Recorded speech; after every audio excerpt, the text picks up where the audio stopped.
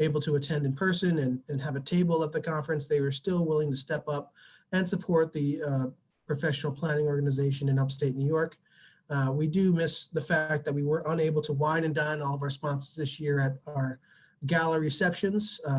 However, we deeply appreciate their continued support, as I mentioned.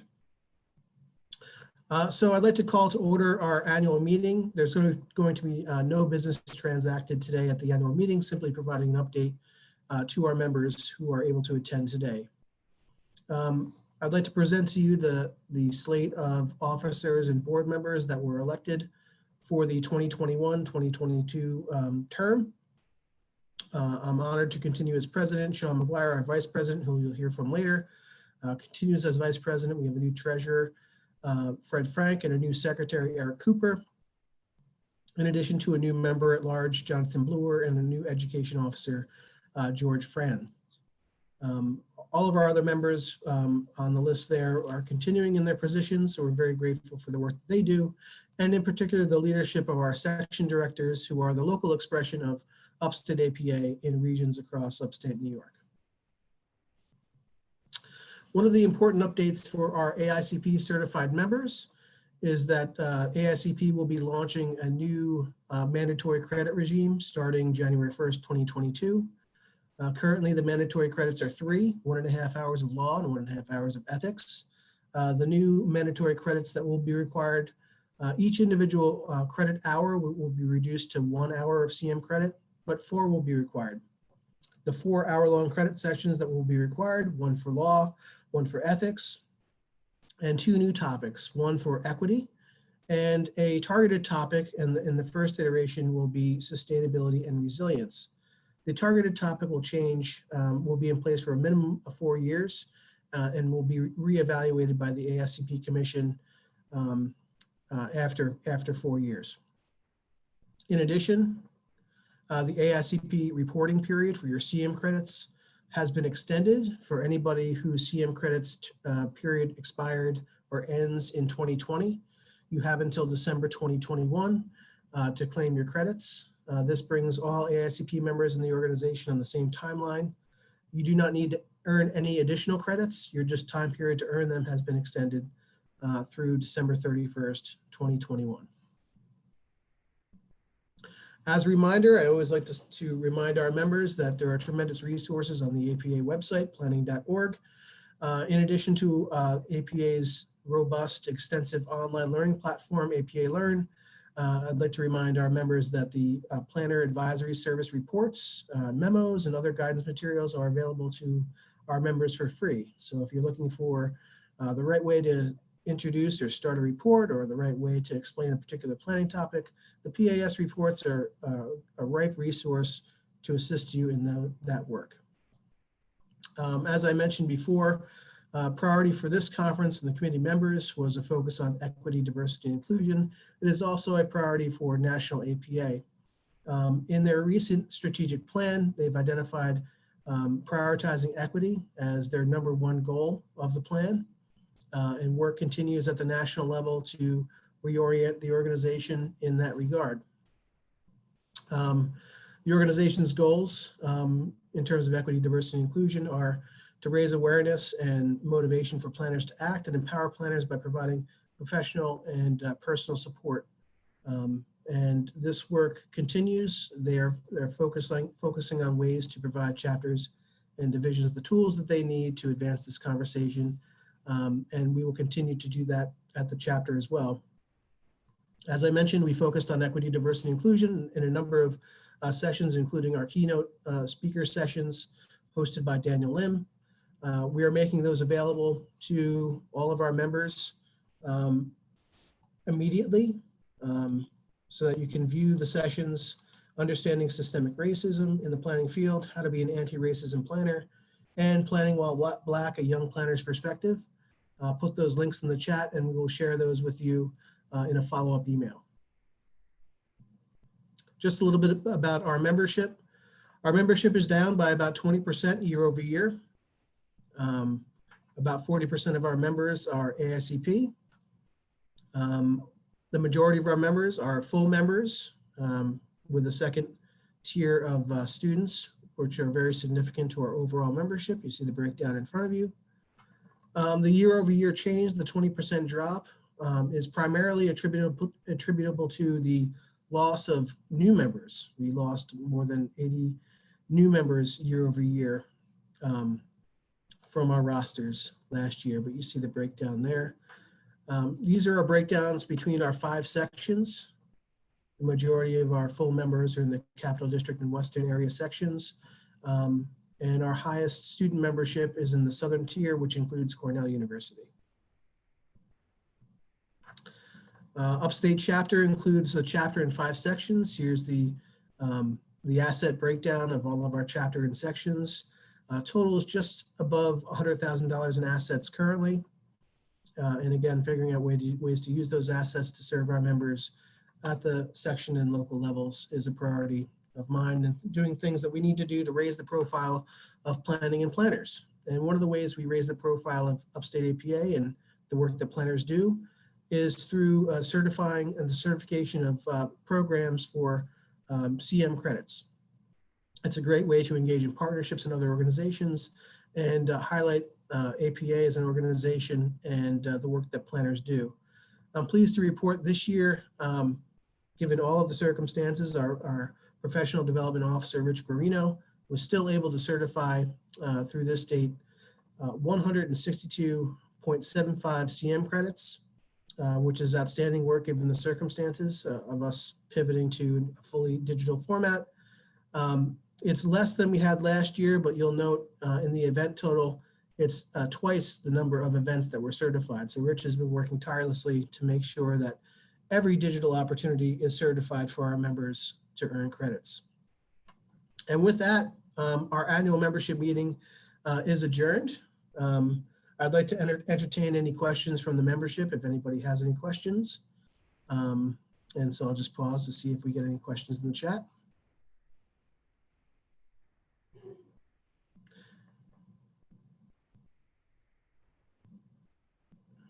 Mike Long raised his hand.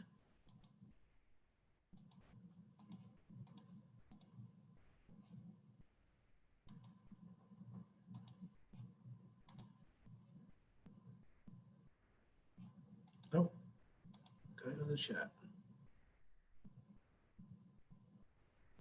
Well, if anybody has any questions, I'll be happy to answer them offline. You can email me at mark@cdrpc.org, and I'll put that in the chat, and I'll be happy to answer any of your questions. So with that, I'll turn it over to Chapter Vice President Sean McGuire. Sean is the Awards Committee Chair, and we're excited to learn all about the award-worthy projects in this year's awards program. Thank you very much. Thank you, Mark. My pleasure to be with you today for our annual awards program here. In celebration of great planning, I have temporarily relocated to Pawnee, which I hope you'll appreciate, but that won't be distracting you too much longer because I think it's more important to focus on the awards than my virtual background today. So let's get into it here. Again, as Mark said, I'm the Vice President for the New York Upstate Chapter and Chair of the Chapter Awards Program. I want to thank Mark for leading us through this year's annual business meeting of the chapter, and also echo the same thanks and appreciation to Paige and Nick for being our technical support behind the scenes. I think Mark and I have a similar vintage, and I think some days this gets away from us, and that's a little bit of alarming at times. But anyway, it's my pleasure to introduce you to this year's Professional Awards Program, Class of 2020. This is our program, and it's our opportunity to recognize great planning happening here in our upstate New York communities. In a year like 2020, I think it's important for us to all have this opportunity to stand side by side and highlight a program by planners and for planners where your peers have the opportunity to read and learn about your work and get a little judgy at times too. But before we begin with the awards program, it's also our custom to use this time to remember past chapter president Mike Krasner and recognize this year's scholarship recipient. As many of you know, Mike lived in Cheektowaga and died unexpectedly on Wednesday, February 4th, 2004 in his home. Mike was the president of the New York Upstate chapter of the American Planning Association, a world traveler, and the Buffalo Sabres' #1 fan. He was loved and respected by many and is truly missed. Following his passing, the Michael J. Krasner Memorial Scholarship was established. It is a competitive award for a graduate student in the urban and regional planning program at the University at Buffalo. The scholarship honors Mike's dedication to the profession and education of planning in Western New York, as well as his commitment to APA. The $1,500 scholarship is awarded to a student that best exhibits their commitment to planning issues in Western and Upstate New York, their intent to practice within the Upstate chapter, and who best reflects the ideals of Mike Krasner. Second-year students in the UB graduate program in urban and regional planning receive the call for nominations in February each year. Rich Garino chairs the Krasner Selection Committee. This year's scholarship recipient is Christopher Platt. Christopher came to Buffalo after receiving his Bachelor of Architecture degree at Alfred State. As a student in the MUP program at Buffalo, he is pursuing an advanced graduate certificate in sustainability and specializes in economic development. Please join me in congratulating Christopher with your applause, emojis, and reactions here in the Zoom webinar format. If you're interested in continuing the support for the Michael Krasner Memorial Scholarship, please visit the chapter's website at nyupstateplanning.org, and you'll find an opportunity to donate to that fund. And now back to the awards. Before we start virtually clapping and posting emojis for the award winners, please join me in thanking the members of this year's awards committee. Representing the Capital District, Paige Barnum. Representing Central New York, Aaron McKeon. Representing Genesee Finger Lakes, Joe Bevenzi. Representing the Southern Tier, Tom Knipe. And representing Western New York, Jonathan Bluer. These individuals stepped up to read through a good number of nominations in a short window of time.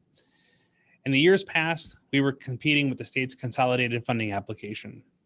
This year was certainly a twist with COVID-19 and all the challenges that go along with that. So I'm extremely grateful and appreciative to all of the work these folks did this year to get us to where we are today. Before we get into the awards, I'll review this year's approach and some of the modifications that were made.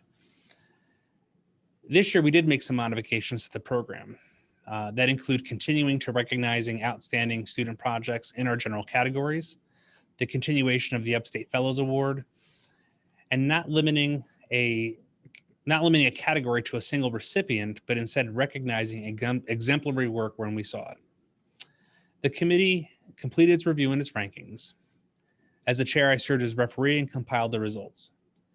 We saw a consensus on decisions, and I'm happy to say that this was an easy task throughout the whole process. We provided applicants with a period for nominations and planned for a review period of a few weeks.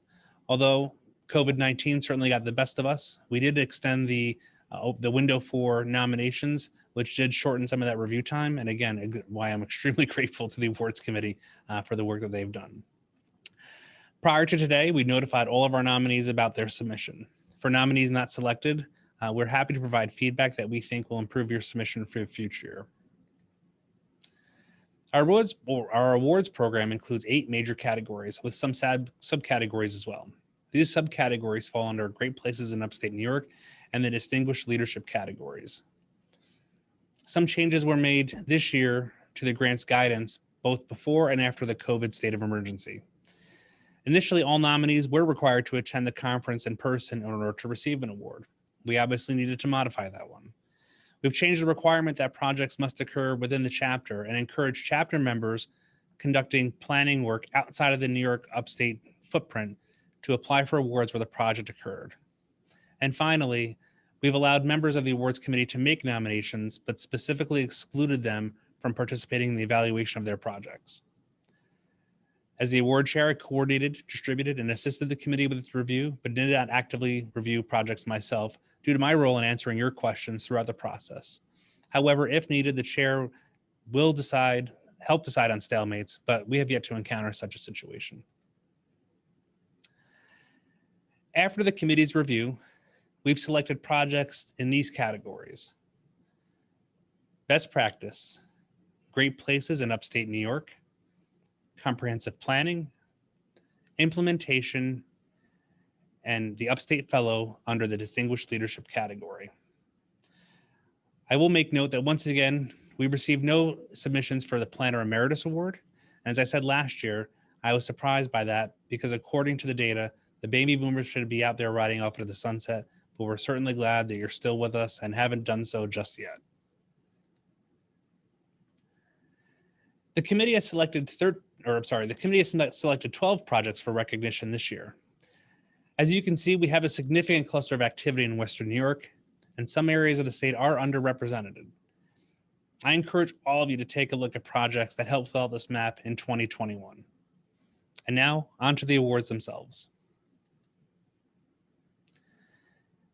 The Best Practice Award is for a specific planning tool, practice, program, project, or process. This category emphasizes results and demonstrates how innovative and state-of-the-art planning methods and practices can help create communities of lasting value.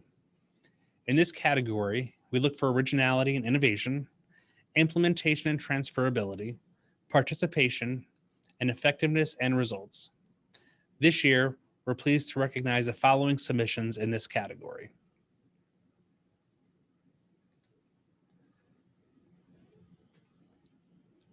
Receiving a Best Practice Award for 2020 is the Buffalo Niagara Medical Campus Placemaking Master Plan and Best Practices. The award is presented to the Buffalo Niagara Medical Campus, Inc. and Joy Kubler, Landscape Architect, PC. The Buffalo Niagara Medical Campus is an innovative partnership that has rebranded itself as an innovation district.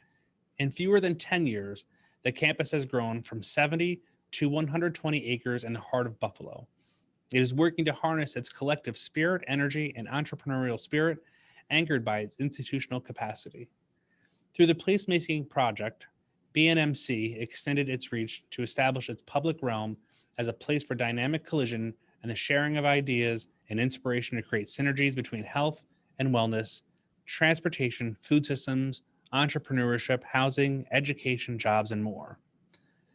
The campus is Buffalo's premier innovation district.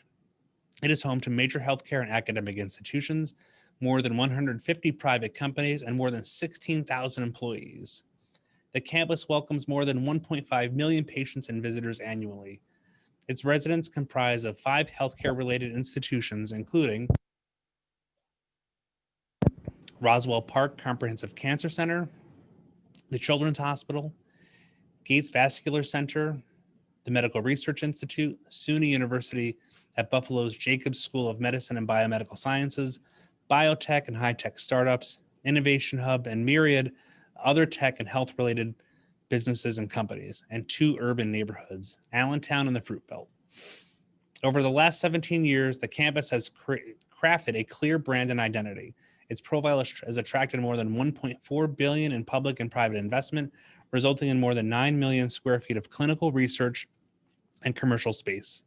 Moving forward, the campus wanted to cultivate a thriving, healthy community known for its economic opportunities with a strong sense of place and an identity as a healthy place for employees, visitors, patients, and neighbors, and to develop a brand for the campus's vision of an innovative and health district. To this end, the campus developed and is implementing a placemaking plan focused on the creation and management of dynamic public spaces, events, programs, public art, campus amenities, and stronger connections between it and the surrounding communities. Once again, please join me in congratulating the Buffalo Niagara Medical Campus Placemaking Master Plan and Best Practices.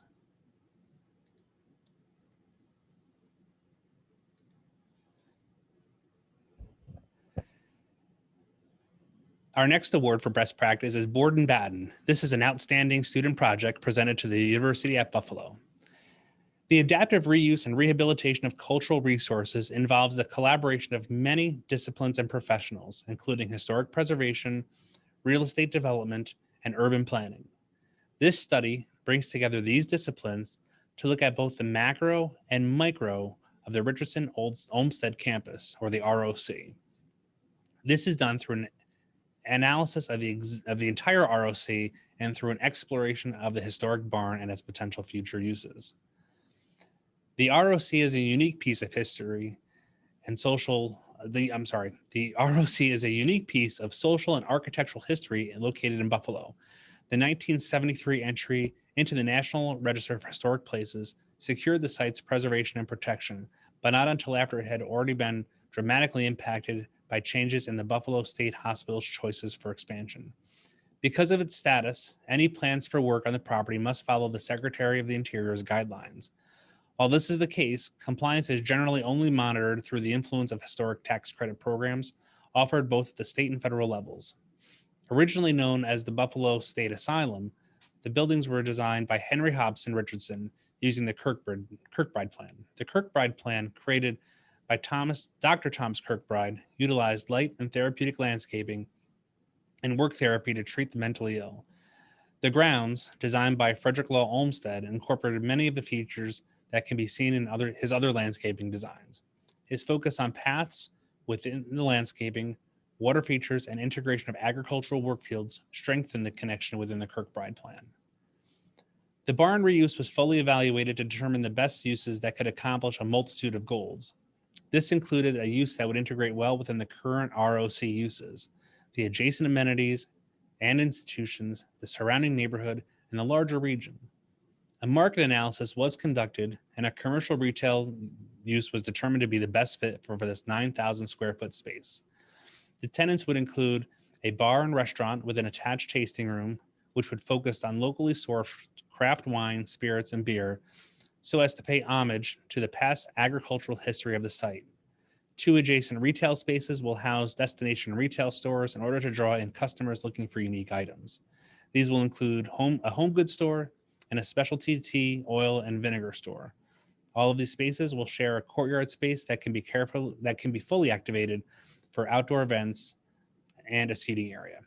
So once again, congratulations to the University of Buffalo for this year's Best Practice Outstanding Student Project for the board in Batten.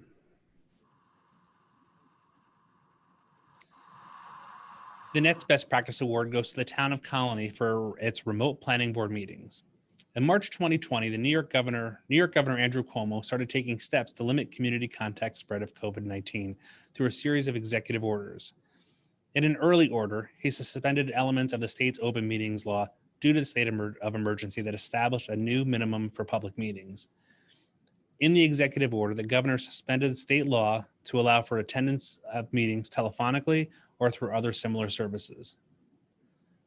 In this order, Public Officers Law Article 7 was suspended and allowed for in-person public meetings to be held without providing in-person access to public meetings, and authorized these meetings to be held remotely via conference call or other service. The order only required that the body provide the public with the ability to view or listen to the meeting, and that the meetings are recorded and transcribed. The town of Colonie instead implemented a remote public meeting plan that exceeded the requirements established by the governor and included a procedure to allow for public participation. In its hierarchy of needs, the town ranked public participation and ease of access as critical in the solution. Town staff researched platforms that were readily available to run and stream these meetings. The platforms were evaluated based on their cost, ease of use, attendee capacity, meeting controls, recording ability, and streaming abilities.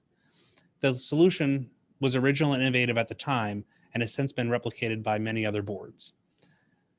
It includes both an active and passive public participation opportunity that the governor's executive order did not anticipate nor require, including the ability to present and share plans with the public above and beyond a teleconference. It utilizes common online tools, both free and low cost, to produce and present the meetings that require no new software or hardware. The solution recognized and addressed the professional expectation in the AICP Code of Ethics, thereby setting a high standard which is responsive to our professional values as planners. During the height of the pandemic, 11 meetings were scheduled, with 8 meetings held in this remote format. 17 planning cases were heard and 7 projects received board approvals. The town planning board and staff had achieved its goal of advancing projects during a work from home period using remote meetings to conduct business and prevent additional delays to applicants while providing a solution that preserved public participation during a global health pandemic. So please join me in congratulating the town of Colonie for a best practice award for its remote planning board meetings. Hey, Sean, can you hear me? This is Paige. Yes. Can you try resharing your screen? It looks like there's sort of like a lag where a chat box may have been. And now, yeah, we're now seeing, there we go. There's still the one at the top, but at least it doesn't obstruct the picture.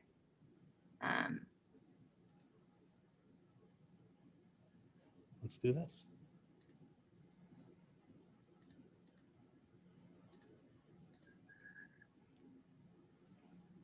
Are you seeing it now again, Paige? We see a box at the center and the top. There we go. You know what? The one at the top doesn't obstruct anything. So I think we can proceed because at least we can see the full up.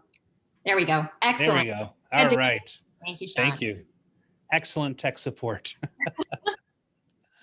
The joys of Zoom in multiple windows here. Well, we've learned a lesson. Okay, well, for our next award, we'll recognize another best practice project and another outstanding student project, manufactured housing, an affordable housing option for post-industrial cities. We live in a time of severe shortage of affordable housing, even in a post-industrial city like Buffalo. In cities like Buffalo, where there was a population decline over several decades, it was taught that surplus housing would provide for affordability.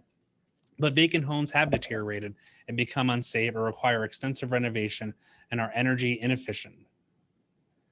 At the same time, publicly supported renovation can create affordable housing that can cost $300,000, even though the ultimate market value is closer to $100,000.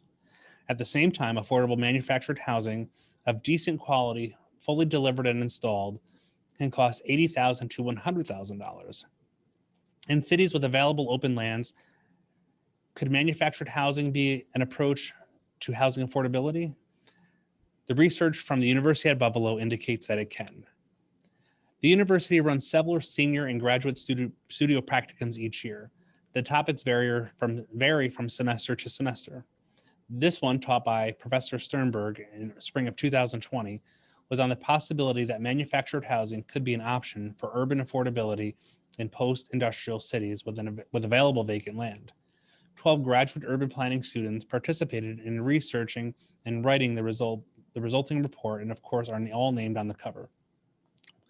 The students worked with a number of local government organizations to assess their interests and potentially their willingness to try this policy option. And we're pleased to have the following video message from the University at Buffalo about this project.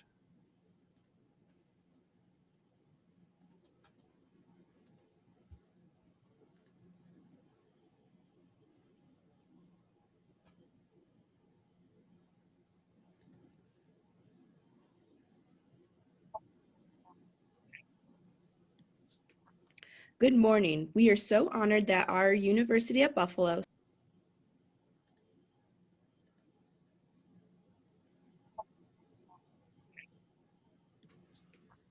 Good morning. We are so honored that our University at Buffalo Spring 2020 Studio Manufactured Housing, an affordable housing option for post-industrial cities, has received the 2020 APA Upstate New York Award. On behalf of our studio, we just wanted to extend a thank you to APA for giving this award to our studio and recognizing the effort and hard work that went into the report on manufactured housing. While not every studio member could make it, the gratitude is definitely felt by all. Affordable housing is a huge issue in today's world that has been exacerbated by current events, and the fight for affordability does not stop here. With this information, we shall carry forward into the world as planners and citizens to ensure that everyone has access to equal and affordable housing to create a better world and society. We concluded that manufactured home development projects will potentially meet the needs for affordable housing for residents of the city of Buffalo. Some of the major insights derived from this project are the multiple methods and strategies which can be used for achieving manufactured home development in urban settings. This included the consideration of lot size and street width for delivery and placement, opportunities for expansion or addition of features, accessibility, tenure, and analysis of site selection. We found that architecture and site requirements are achievable to conform to community character of existing neighborhoods without the use of variances. Our studio developed design characteristics including porch and stoop, front-facing gable and roof, site area requirements, setbacks, foundation to frost depth, snow load requirements, and transparency and egress for manufactured homes. Through our analysis, our studio found that increasing the number of units and variations will positively impact neighborhood urban streets through a range of site improvements and mass rapid deployments. Thank you for your time.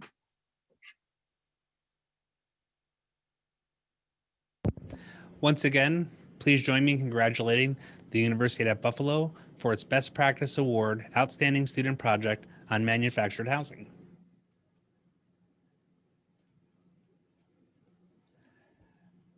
Our next Best Practice Award is for the Fulmer Green Plain Flood Mitigation and Floodplain Restoration, presented to the Village of Mohawk, Town of German Flats, Malone and MacBroom SLR, and Templeton Landscape Architecture and Planning.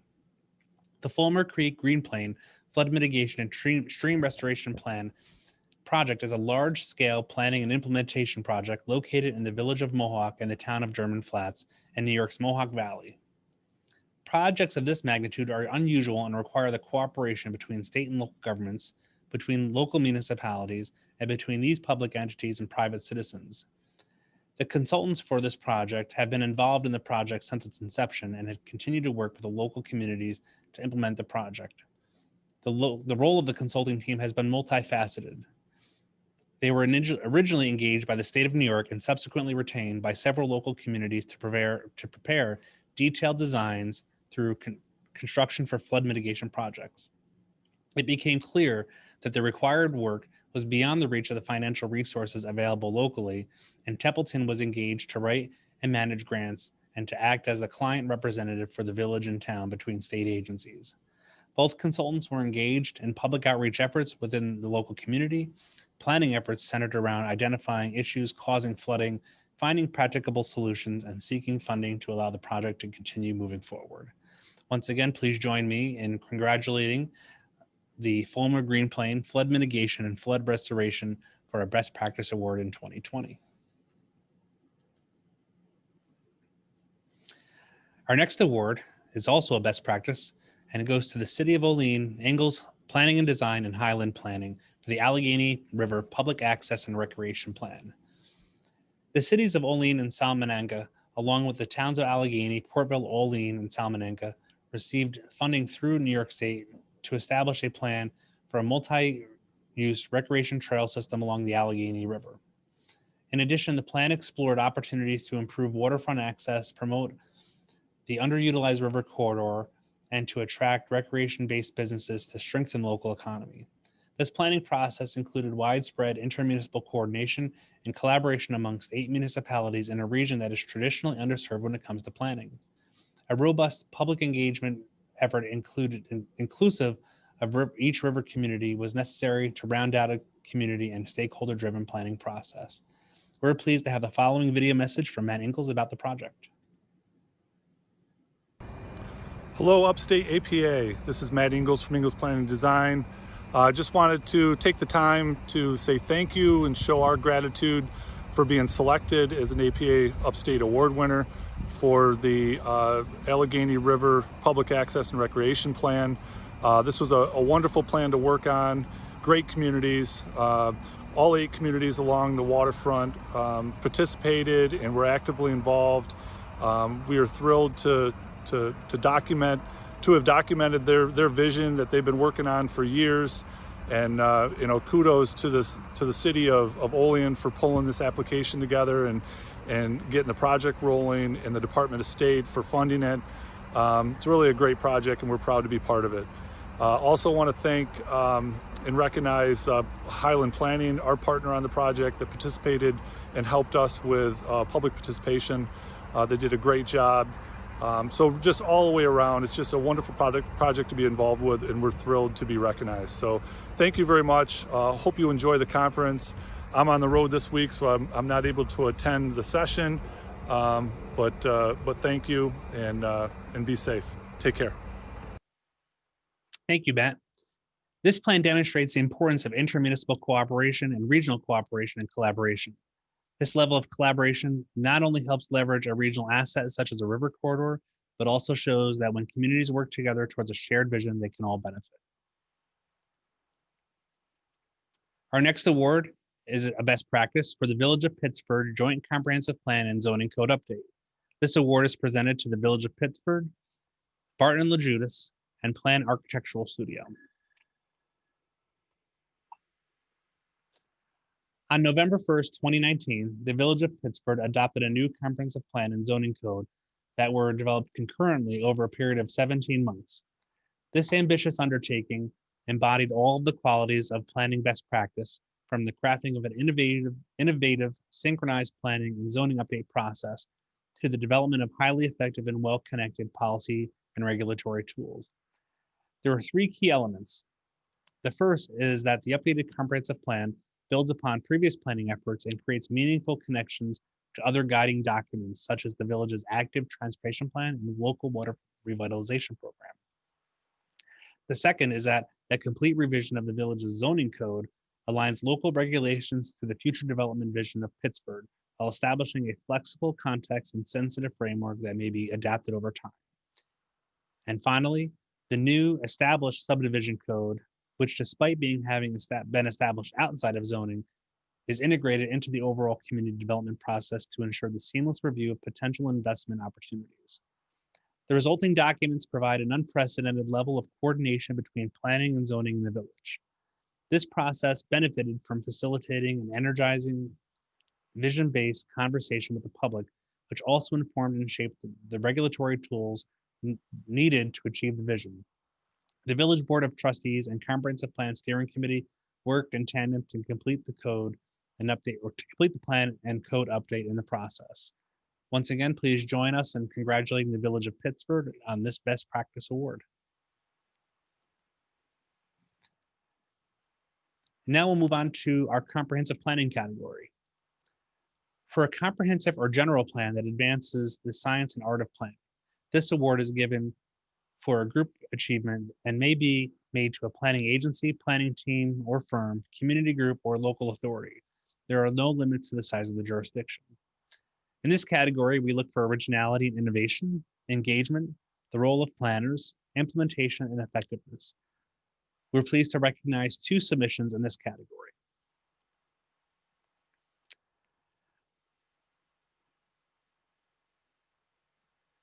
We recognize the Rochester 2034 Comprehensive Plan for a Comprehensive Planning Award in this year's program.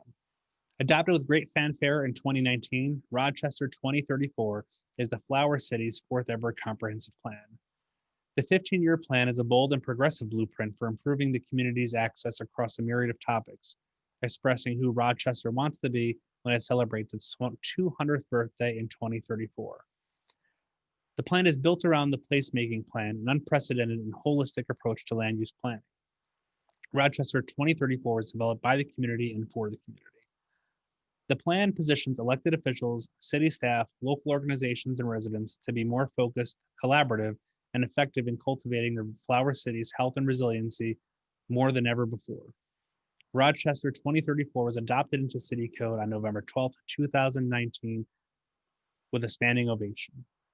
Rochester 2034 is proving to be a unifying guide for city decision-making. Land use boards have never had a more clearer direction to guide and support their decision-making process. The plan now provides direction and accountability to the city's processes, which has led to departments revising their policies and procedures to reflect the plan. We're pleased to have the following message from the Office of Planning in the City of Rochester.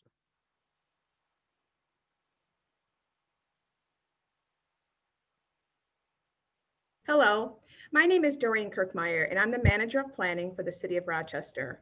On behalf of Mayor Warren and my team, Elizabeth Murphy, Kevin Kelly, and Scott Thompson, I would like to thank the Upstate Chapter Awards Committee for this honor. We are very proud of this plan and the course it lays out for the City of Rochester for the next 15 years as we approach our 200th birthday in 2034.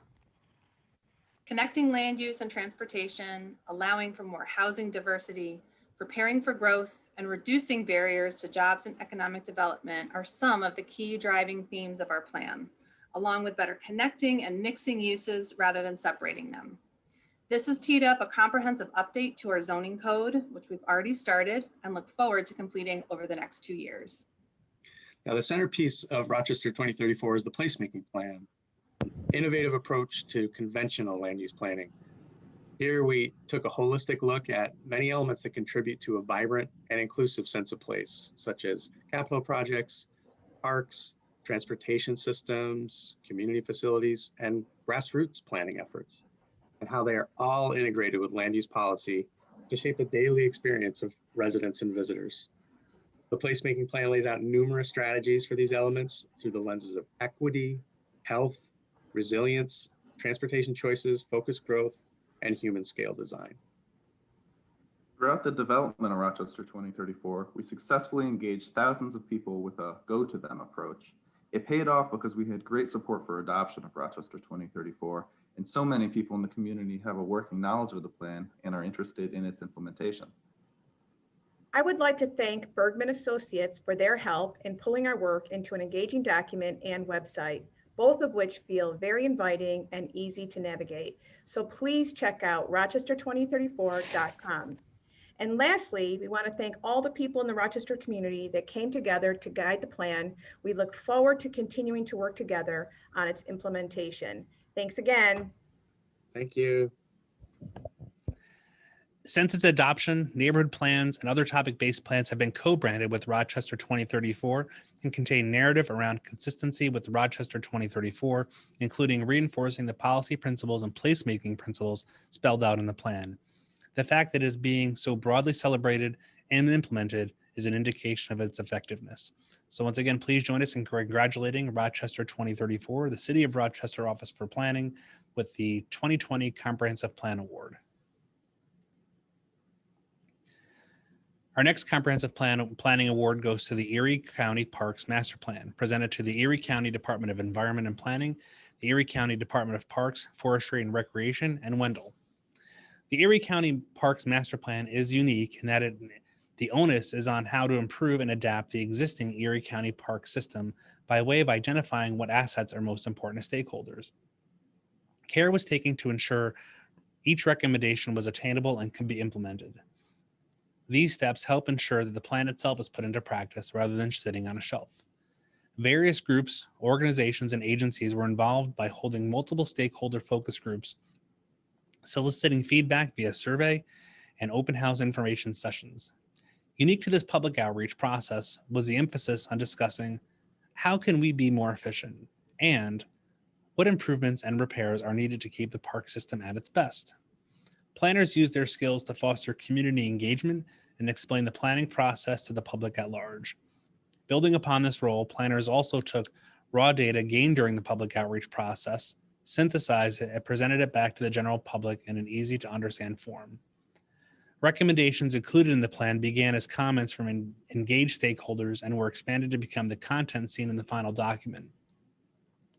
The update process shone a light on the planning profession and how important it is, not just to municipalities as a whole, but to strategic subsections of municipalities too. Implementation efforts have already begun, with the Parks Department acting on recommendations in the plan update, such as filling the long vacant Deputy Commissioner of Recreation position. Additional implementation efforts include diversification of funding, enhanced marketing, growing public and private partnerships, applying for grants to repair historic structures, changing mowing techniques to allow for natural regeneration areas, meadow habits, and decreased erosion, and addressing non-compliant playground structures. Implementation of the plan also dovetails nicely with the regional recreational planning efforts such as the New York State Empire Trail and the transformation of the City of Buffalo's LaSalle Park.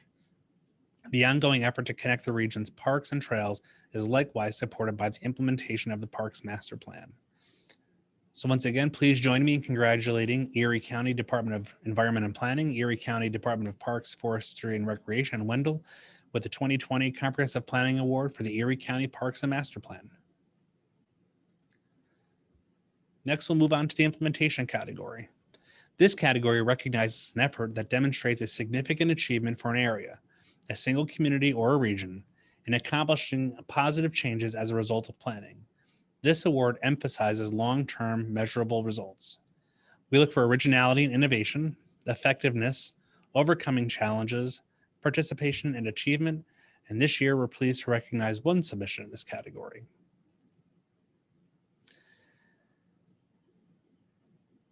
Congratulations to the City of Buffalo, Camiros, Fisher Associates, Code Studio, and the UB Regional Institute for a 2020 Best Practice Award for the Buffalo Green Code Unified Development Ordinance.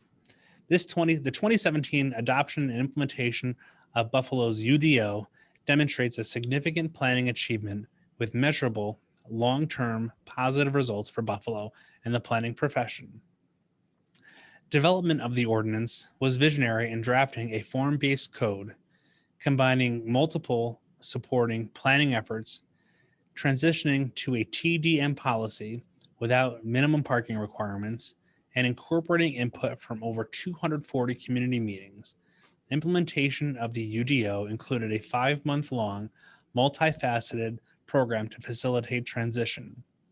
3 years on, and the city has seen an increase in affordable housing, strengthened neighborhoods, renewed economic activity, and an explosion in equitable transportation options. Once again, please congratulate the team for the 2020 Best Practice Award for the Buffalo Green Code Unified Development Ordinance. Next, we'll turn to Great Places in Upstate New York. This award recognizes an individual street, neighborhood, or public space in Upstate New York. We look for applications that demonstrate exemplary character, quality, and planning, and represent the gold standard in terms of having a true sense of place, cultural and historic interest, community involvement, and a vision for tomorrow.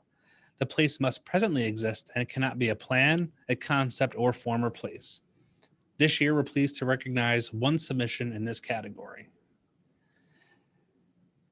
Congratulations to the Erie County Tribute Garden for this year's 2020 Great Places in Upstate New York Award. Erie County Tribute Garden is a special and unique place in Upstate New York. The garden is believed to be the first and may be the only permanent tribute to victims and survivors of domestic violence in a public place. Its location on the Niagara River Shoreline Trail in Island View Park invites trail users and passers-by to linger and learn about the impacts of domestic violence. For survivors and their families, the park is a source of solace and hope, a place to lay down their pain and anguish. The park was planned and developed by a diverse coalition working to break the cycle of domestic violence, raise awareness of its impact on in our communities, and provide support and comfort to its survivors. We're pleased to have the following message from Joy about the project. Several years ago, after watching the landscape architecture documentary film Women in the Dirt, the Erie County Coalition on the Status of Women and the Family Justice Center approached me. They discovered through the film that what they needed as a community gesture to recognize the impact of domestic violence was not a statue as they had been planning, but was instead a garden. Today, I thank you for recognizing this incredible place on the shore of the Niagara River in Western New York. It is the first publicly funded public garden to honor those who have been impacted by domestic violence. This global atrocity affects every single culture on the planet and impacts an average of 1 in 4 women and 1 in 10 men every year in the United States. In my profession, I have experienced the rush and excitement of little kids jumping onto my playgrounds. The Buffalo Philharmonic has performed in parks that I have designed. And some of the most dangerous neighborhoods in Western New York have even embraced my simple community gardens. However, nothing can compare to seeing individuals and families filled with both anguish and overflowing love come to the tribute garden to lay their burdens there, to remember and to be healed by it. It has been an honor to be a part of this project, and I thank you today for your recognition of it.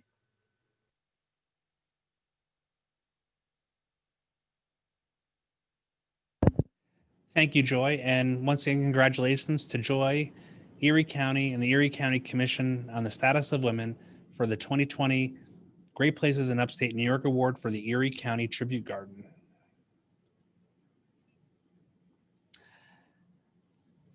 And finally, we've moved on to our last category for today, our Distinguished Leadership category.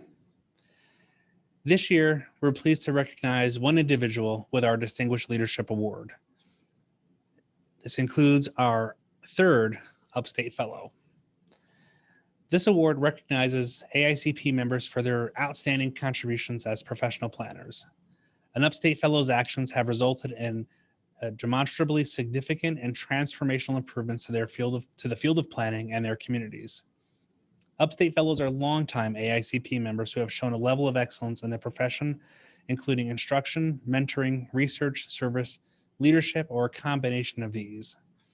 Nominees must have been a member of the American Institute of Certified Planners within the last 15 years of experience and show with at least 15 years of experience as a member of the AICP and in good standing. I would like to note that since we've instituted our Upstate Fellows program, we've had tremendous success in advancing our Upstate Fellows into the FAICP category at the national APA level. This year's Upstate Fellow for 2020 is Andy Rouse. For nearly 25 years, Andy has served as a professional planner in upstate New York.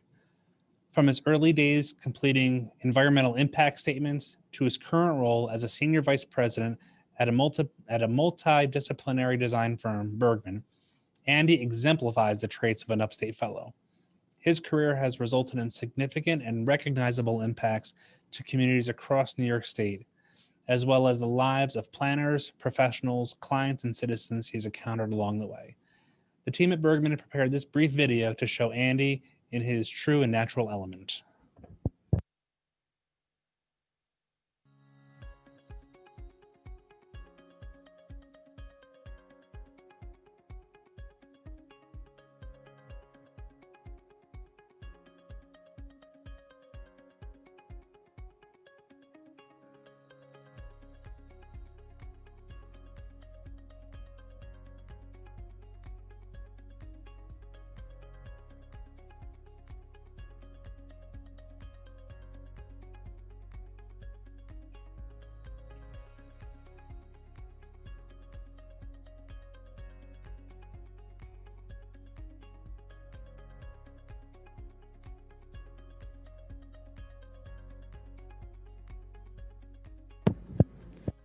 Andy's creative approach to his practice and challenges to the status quo have made him a leader in all aspects of our profession.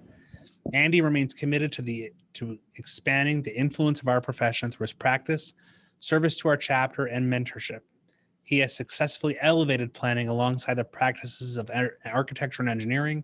He routinely uses his expertise to guide decision makers at the highest levels, including serving as a key resource for captains of industry, community development corporations, state agencies, and elected officials. The impact of Andy's leadership will outlast his own career, a true mark of an Upstate Fellow. And once again, please join me in congratulating Andy Rouse for this year's Upstate Fellow for 2020. Well, we're at the end here. This year, as you know, we made some minor modifications to the program, but at the end, I think we had a very successful awards process. But that means the call is on for 2021 now.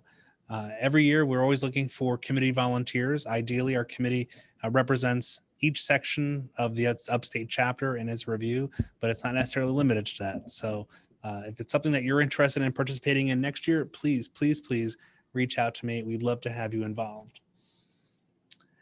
And with that, I see the time is 1 o'clock. Once again, I've delivered to you an awards program that is timely and I think quite comprehensive. So again, thank you so much, everybody, for your efforts this year with your nominations, with your awards, especially to my committee, to the chapter board, and all of our New York Upstate chapter members across the board. We really can't do this without all of you being part of this great planning team we have. So with that, I'll turn it back over to Mark for a closeout.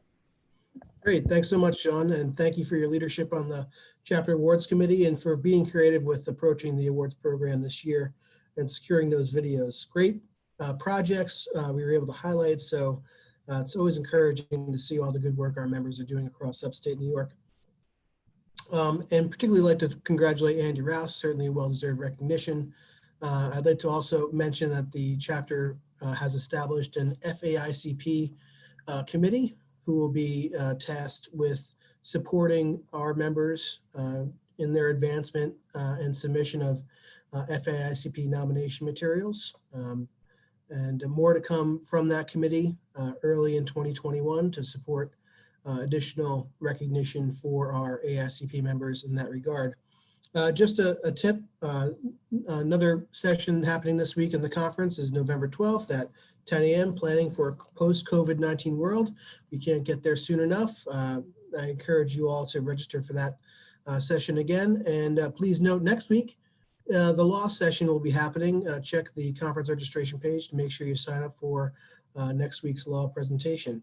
So with that, I'll bid everyone adieu and congratulations again to all of our award winners. Take care, everyone.